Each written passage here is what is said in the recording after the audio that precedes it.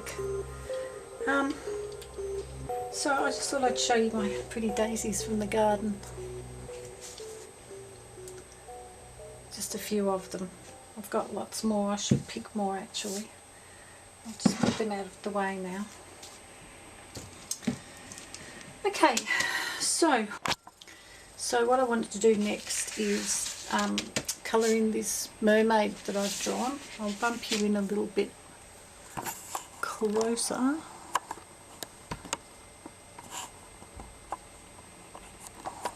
I can't see properly.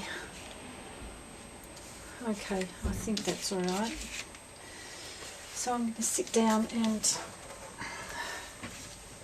start painting her. It'll probably take me quite a while. And just check the time. I wanted to keep an eye on the time as well, so I don't have videos going for too long. So I'm going to start with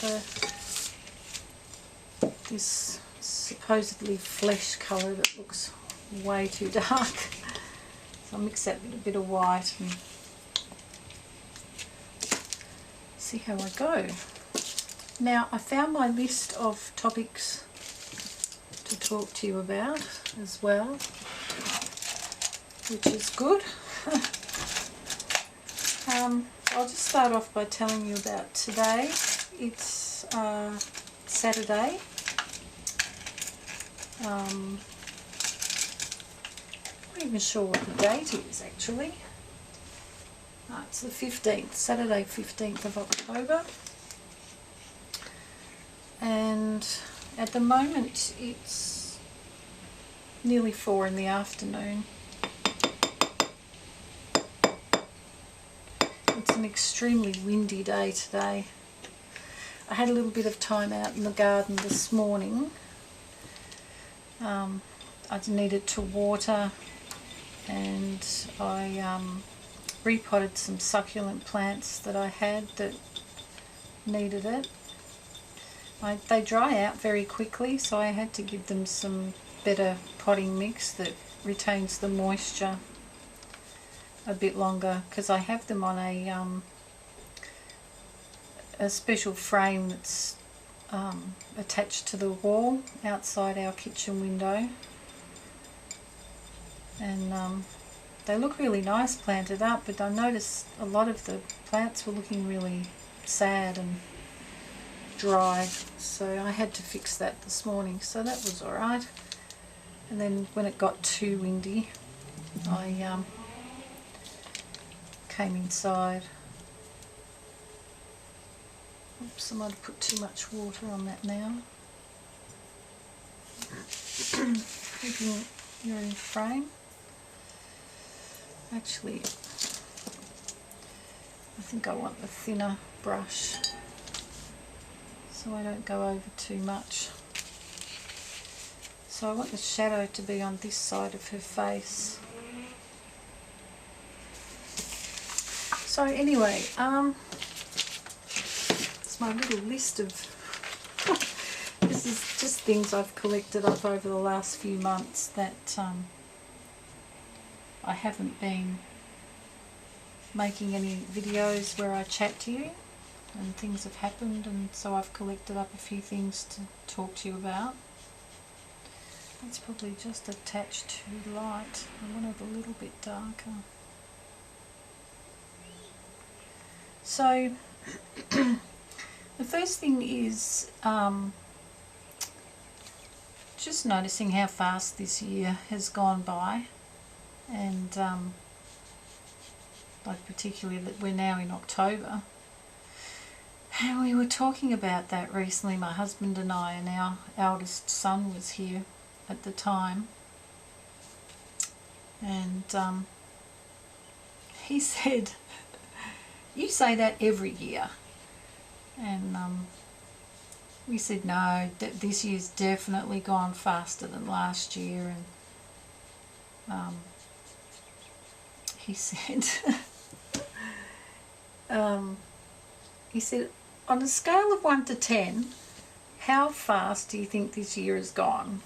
So we sort of guessed, I know, about 7 or something. And he said, right, I'm going to keep a record on my phone and I'm going to ask you that question at this time every year. And I'm going to prove to you that it's no different every year, that you always say the same thing. So I thought that was hilarious. He's not actually going to do that, but just the fact that he said that. He got his phone out and started saying, right, okay, let's... I just thought that was hilarious. I had to tell you about that. He thinks that we're getting too old. I think that's the whole point. We're too old and we complain too much.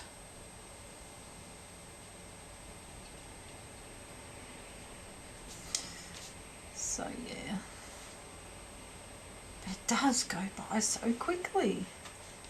The older you get, the faster it goes, I reckon.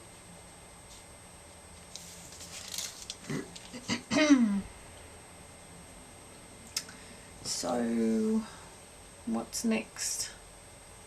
I just wanted to tell you about the birds that are nesting in the garden at the moment, and mostly turtle doves, which are, they look a little bit like a pigeon, I guess.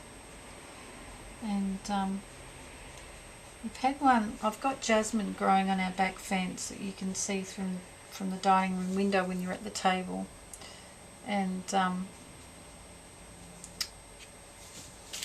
on, sorry, I had something on there. And this one, because the males build the nest for the female, and they always do a really shoddy job at it. They're not very good at all. And this one male has been trying to build this nest for quite a few months. He started really early, back before winter was even over. And every morning when I was eating breakfast, I could see him, and he'd bring these huge long sticks and try and get them, because he was sort of burrowing into the jasmine on the fence and made like a little hole in there, and then he was trying to get the sticks in to build the nest, and all these sticks were way too big, and he'd sit on the fence and just move his head around and his beak around in an attempt to I don't know, make them smaller. And I just used to watch him and just think, it's so frustrating. I just wanted to go out there and snap the twigs into the right size and go, there, you happy? Oh, poor thing. It just made me just think, oh my gosh, how many times can you keep trying to bring these huge sticks and clearly it's not working? Funny bird. I had a look in there this morning and he's actually not done too bad a job, but I think that's because the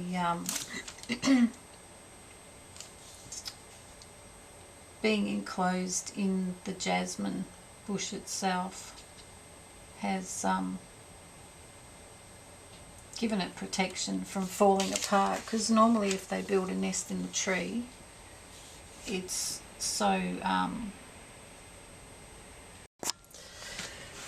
normally so flimsy that they fall apart really easily, and often don't know how they can raise their babies that way. They're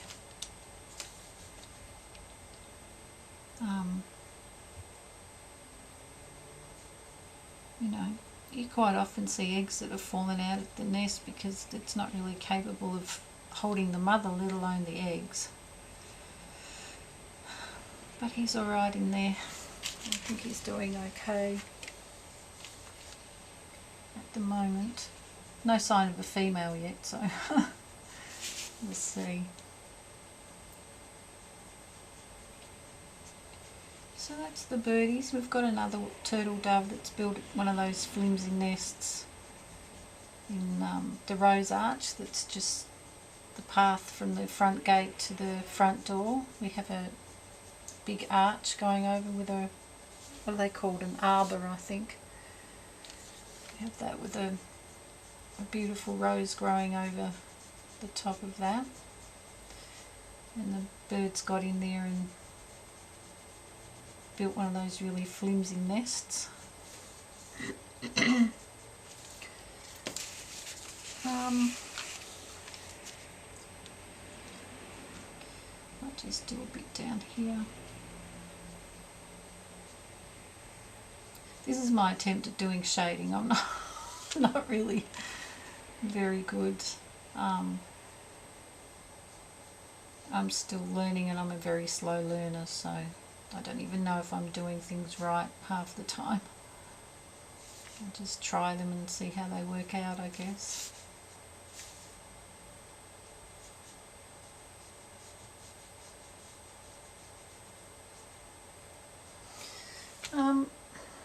Oh, now, have I got a story to tell you now? Boy, oh boy. It's a bit of a sad story, but it has a good ending. Thank goodness. So, what happened to my drawing? I think I went a bit funny there. Oh well. I'll just carry it round like this, even though there's no pencil line there. This story is about my mother's cat, and I've mentioned her before and how my mother takes her travelling with her. And this is about when my mother moved house. Now, she used to live down in Tasmania, which is a little island off the bottom coast of Australia. And to get there, you need to either fly or do what my mother does, is catch a ferry, which is an overnight, roughly 12-hour overnight journey. So my mother does that whenever she goes down there, and she's lived here for a while, but she's just moved again and finally got her belongings from down in Tasmania, where she used to live on a fairly large property with her friend, but they each had their own house. My mother in a much smaller one than her friends, but they were on the same property. So came time for my mother to go down and get her furniture from in Tasmania, and she planned to go down for about 4 days, pack up some of her stuff, and she was going to do 2 trips because it worked out that way better for her if she went down by herself and loaded her van up with the furniture and brought it back, rather than paying removalists, which would have cost a lot more money. So she went down there with her cat, and while she was there on her first trip down, she stayed in the house with her friend. So she stayed in her friend's house, and so did the cat, and then my mother would be in her place loading up the van and sorting things out. And then the plan was for both my mother and her friend to come back here to the mainland together, and then my mother's friend would stay with her for 2 weeks and help her get settled in, and then they would go back to Tasmania together for my mother's last trip, and then my mother would come back on her own. So anyway, she went down. I hope I'm making sense. She went down on the first trip, and she was there for the 4 days, and when it came time to leave, they couldn't find the cat anywhere. I hope you're seeing what I'm doing. I'm not sure if I'm in enough. I won't know until I check it. when I'm editing.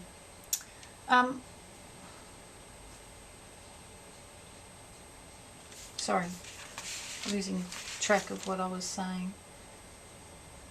Came time for them to leave and they couldn't find the cat anywhere, and they searched all over the house and they couldn't find her, and it came time that if they didn't leave they were going to be late, so they decided that perhaps the cat had probably wandered off outside. And since she used to live there, my mother didn't worry too much. She knew that she'd be okay and there was shelter on the property for her. And so she went next door quickly and asked the neighbour if he could keep an eye out for the cat and give it some food while she was gone, and then she'd be back in 2 weeks. And so anyway, they left, and during the 2 weeks that they were here, they phoned the neighbour a few times and he said no, he hadn't seen the cat at all. There's no sign of her. And he'd been putting the food out and some of it had been gone, but he thought that perhaps that might just been possums and not necessarily, oops, I went over, not necessarily the cat taking the food. So my mother got really worried and thought, oh, maybe she's, you know, passed away or something's happened to her and she's never coming back. And my mother's friend tried talking her into, you know, accepting that and thinking about getting another cat, and my mother said no, there's no way that she could, it was too soon to think about getting another cat. So anyway, all during that 2 weeks my mum said she was really worried and upset and couldn't get her mind off it. And then when the time came, they went back down there on the overnight ferry and they got back into my friend's house, and they were sort of getting settled and put the kettle on for a cup of tea and putting things away. And then my mother's friend said, I'm sure I can hear a cat crying. And my mother's like, no, there's no way, you know, there would be a cat inside the house, not after 2 weeks. So anyway, they hunted around the house again, and eventually my friend's mother found the cat in her bedroom closet, and the cat had been shut in there for 2 weeks with no food and no water, and it was still alive. Absolutely amazing. Of course, the poor thing, I just thought, oh my gosh, that poor cat. Can you imagine a whole 2 weeks of suffering and crying out for help and no one comes, and oh, it's really upsetting but amazing at the same time. So yeah, she said that the cat ran out. As soon as she opened the door, the cat ran out and then ran straight to the door wanting to go out, and went out and peed for ages. And they checked the closet and there wasn't one, she hadn't soiled in the closet at all. There wasn't one mess in there. So that poor cat had hung on for 2 weeks. Absolutely amazing. So yeah, poor kitty. I couldn't get over it. I just kept saying to my husband, 2 weeks? How does a cat survive for 2 weeks with nothing? And the only thing we could figure out is that because it was winter and it gets very cold down there, that number one, she wouldn't have dehydrated like she would have if it was summer. And she possibly sort of just slept a lot and went into like a mini sort of hibernation. So that's what we're thinking. So the poor cat. my mother said that after that, once my mother got back home and settled into her new place, she said the cat didn't leave her side at all. It stayed right next to her, touching her leg wherever my mother went around the house or outside, because I think the cat was scared of being abandoned again. So yeah, poor kitty. So there we go. Now I'm going to use some of this antique white.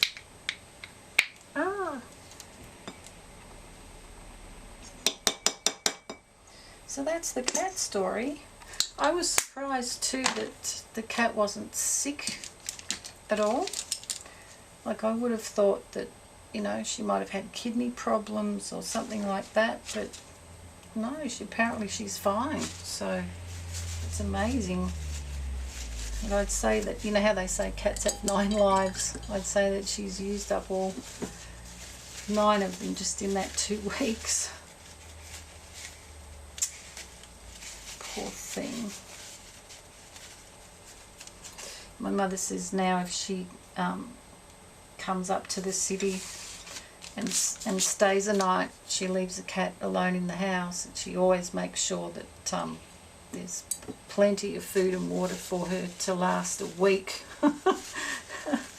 just in case my mother doesn't get back the very next day. And she said always when she's got home, she's done that a couple of times where she's stayed overnight, and then once she's got home, her cat is hiding under the bed because she's scared of noises of when anyone comes in. And then she said after a while, got a bit of blue on that brush, changed my mind, use a different brush. Once the cat realises that it's just my mother, she gradually comes out from under the bed and starts following her around everywhere. Poor old kitty, hey? Totally amazing story. Now I'm hoping this works alright. I'm probably going to have to go over this quite a number of times, so if it gets a bit monotonous, I'll do bits where I speed through the boring bits, because I am eventually going to run out of things to say.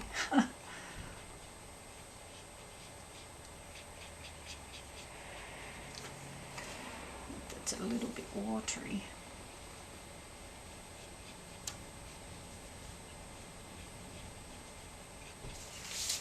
It's looking a bit funny.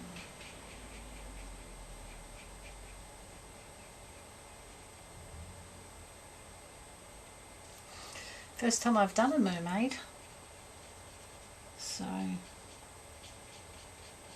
yeah. Took me ages practicing how to do the hair in particular. That was, I did my normal draw the picture and then trace it on baking paper, and then reverse that over and draw around it again, and then turn that over and then draw around it again, pressing so that it comes through onto the other page. And that takes a really long time. And then if it hadn't transferred properly, then I've got to, you know, go over it with pencil. And quite a few times I made mistakes, so I had to erase it and start again. And there's lots of places on this page where you can tell that I'd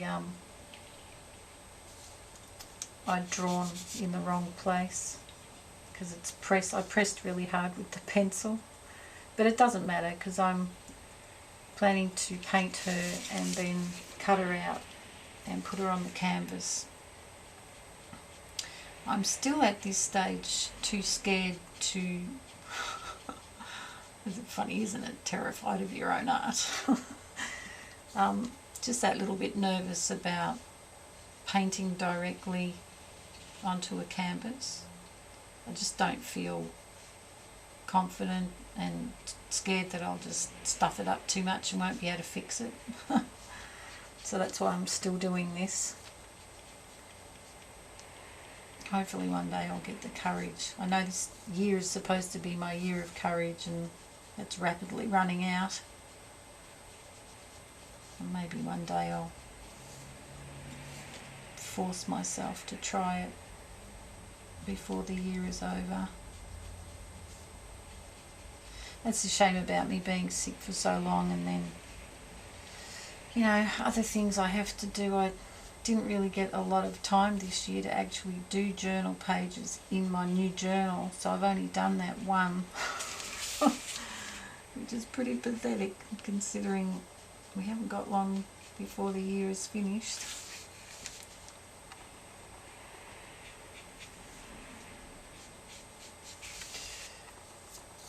So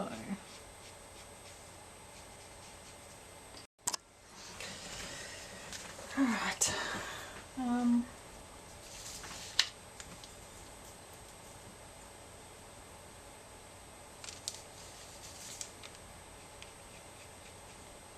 it's probably a bit too watery. I'll need to make that a bit darker later.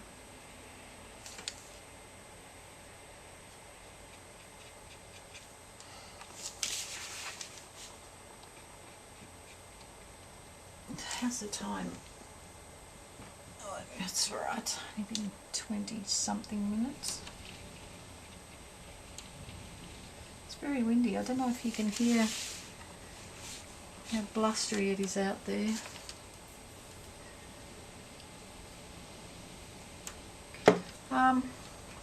So what else can I tell you? The next thing is that my poor bandit had a terribly awful accident recently. Oh, it's been quite a while now, but one night, and I don't know when it happened, if it happened earlier in the day, but one night I noticed him lying on his side, and on his belly, it's hard to describe. I'm going to draw it for you. Excuse my very poor example, but say this is the dog's back and hind quarters, and there's his leg, and there's his belly. Can you see that, hopefully? In this part here, right on his belly, just before his leg starts, he had a huge gash, which would have been, it was really quite long and quite big, and I had no idea how it had happened, and it was really late at night by the time I'd noticed, because prior to that he'd been lying on the other side, so I hadn't seen it, and it must have happened when he'd gone out during the evening to go to the toilet sometime, because there's no way it could have happened inside the house. So yeah, it wasn't too deep. It was as if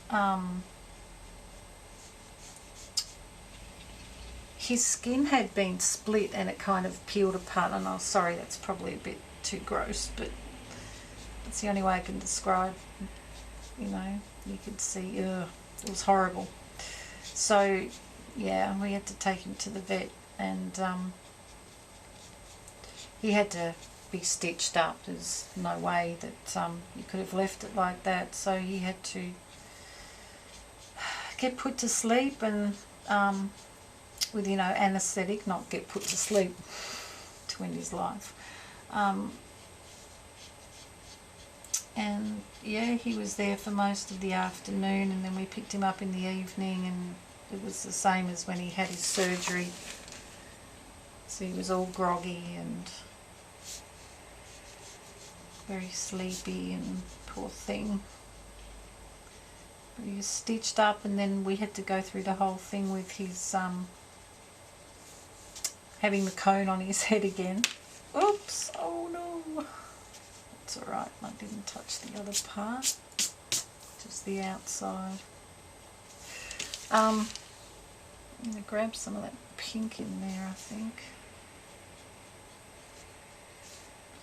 Yeah, so he took quite a few weeks to heal up, and he was running around crashing into everything with his cone and into the backs of my legs again, so I got lots of bruises again. By the time that it was almost time to take it off, he was getting much better at manoeuvring himself around, so the poor puppy, it was a nasty thing. So anyway, we trying to figure out how it possibly could have happened, so we went round the yard and looking at everything, you know, was it a bit of fencing or what it could be, and I ended up finding I'm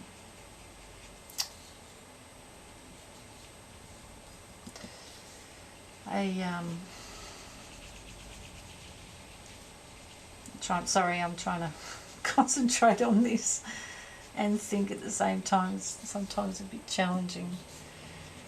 Damn it, I got too much then. Oh no, don't get wrecked.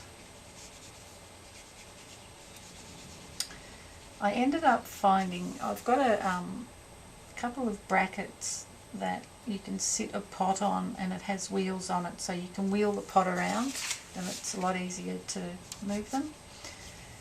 And I had one of those that was a bit old and it was a bit rusty, and I'd put it away in a particular place outside in the yard. I've got like a bench, and then I keep things underneath it, and I put it under that bench, and I thought I'd had it tucked away well out of the reach of the dogs, but unfortunately somehow it became dislodged and it had fallen down, and there was a very sharp part of that bracket where the wheels joined on that was sticking out, and that's the only thing I could find that was at the exact height of where Bandit's gash was, so I figured out that was probably what caused it.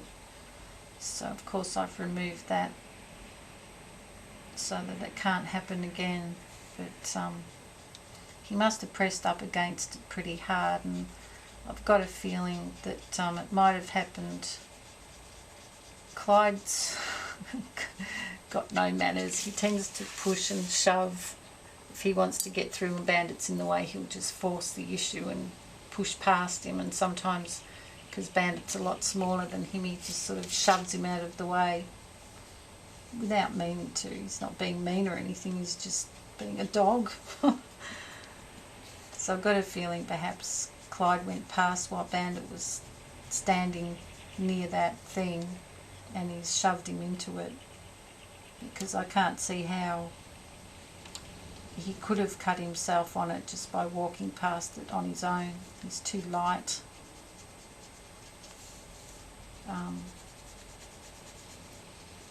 Too lightweight to be able to cause an injury like that on his own.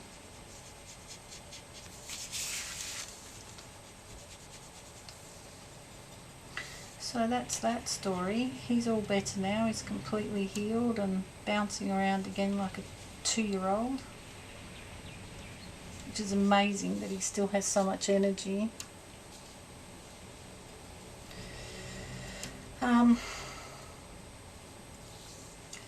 Had a bit of a sad couple of episodes with Clyde that he's had a few falls just in the last week where his feet just go out from under him, his legs just give out and he just collapses, and he did that once in the hallway heading towards his bed,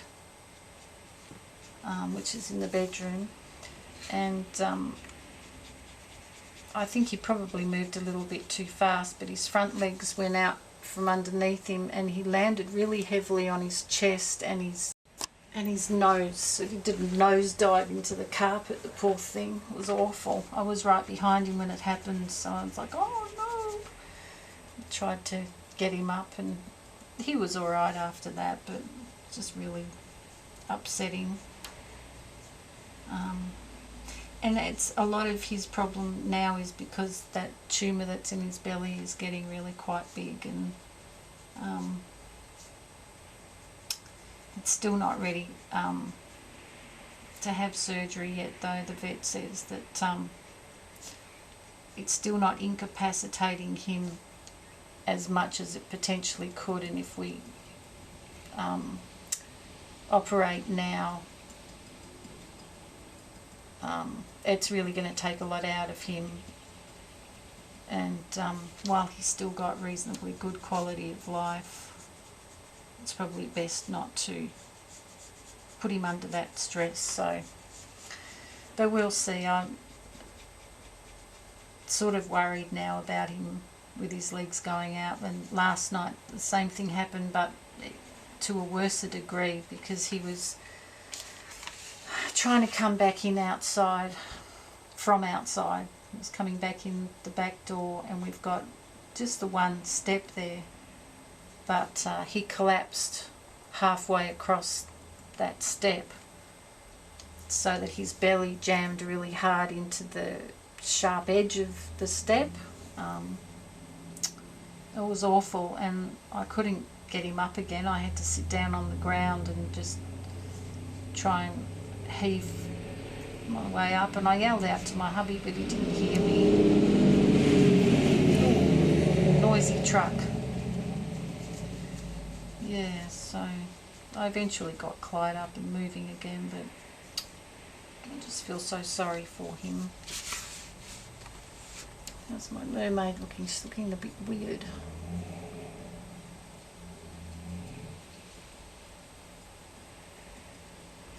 Yeah, so 4 puppies, but they'll be okay. I think I made this too dark on this side.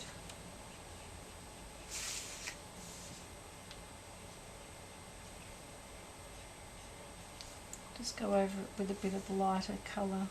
Oops, I'm putting my hand on there, that's not good. I've got blobs on here.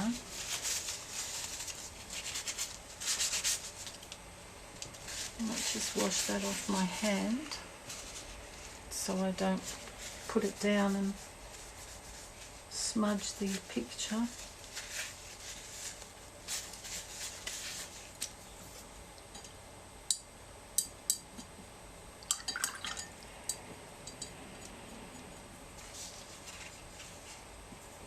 Oh, what was I doing? Put the brush in the wrong colour paint.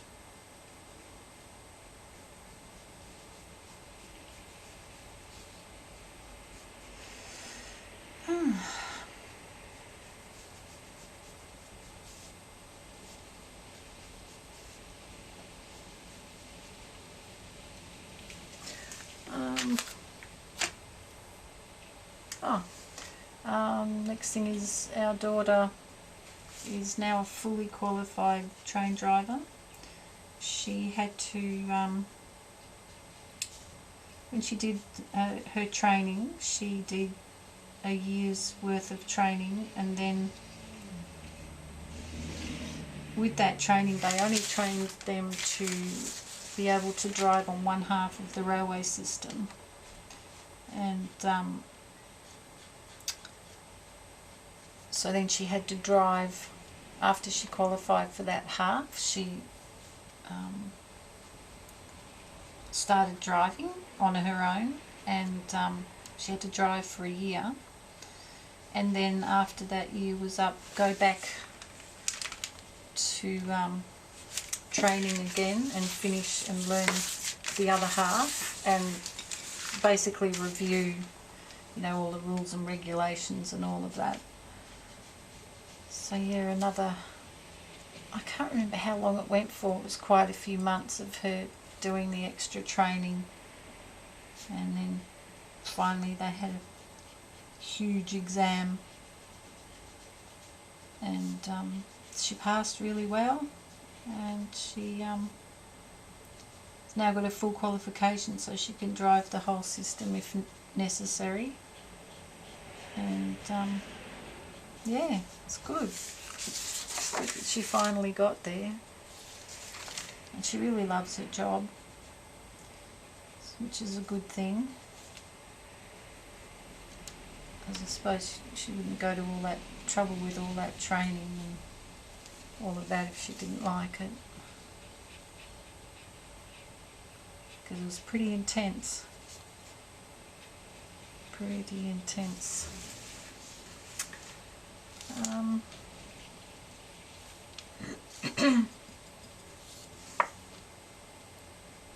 So that's her. She's doing well.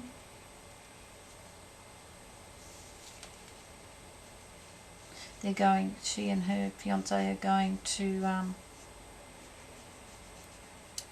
Thailand in November for their holiday, their annual leave. And they'll actually go with his family. They'll all go together as a group, which is nice. They've done that before, a couple of years in a row, where they've gone together as a big family group. And his parents actually have friends who run a hotel over there, so they go and stay there, and then go off from there and do various things, you know, that they want to do. Where their bee is in Chiang Mai, which is up north of the country. It's not near the beaches, it's inland, so they won't be doing anything beachy. But my daughter is really keen this time to go to one of the elephant rescue places, and she wants to go and volunteer there and go and help out with looking after the elephants for a little while if she's able to, which would be really great. Elephants are beautiful, really beautiful. Now, my problem with this is that I want her to look like she's underwater, which is why I've done the sort of weird colour, but it's just my sort of guess. I don't know that it's going to end up looking like she is. Oh, I've put that too dark now. I might actually let that dry for a bit, and